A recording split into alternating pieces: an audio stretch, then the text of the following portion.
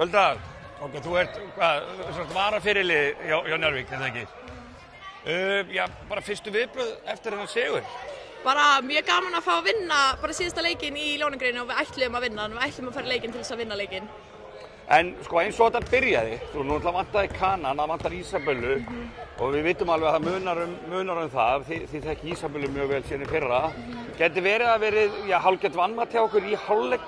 Þú sko, okkur breytist þetta svona í seinni hálfleik? Sko, við ætluðum, það var ekkert vanmat, við ætluðum bara að fara inn í leikinn til þess að bara berja þér, bara strax.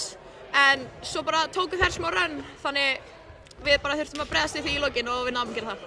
Og það svona sýndu greinilega að þær ætla, greinilega að vera með í vetur, en þú ert auðvitað aðalega að fókusa bara á þitt lið og ána með að ef þetta er kveðjuleikurinn, þá ertu náttúrulega sátt að það hefði verið leiðilegt að tapa, eða ekki? Jú, við ætlum bara að vinna þennan leik. Já.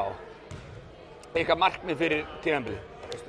Bara að reyna að gera svo gott sem lið, bara að reyna að byggja okkur upp og við erum með ungt lið, þannig að við ætlum bara að reyna að gera allt til þess að vinna alla leiki. Er þetta ekki bara dálítið þannig, er ekki þessi deild þannig að það eru öll liðin sem ætla sér að bara vera Íslandsmeistari? Jú. Var það ekki bara dálítið gaman að því? Jú. Það eru frábært, takk fyrir. Takk fyrir.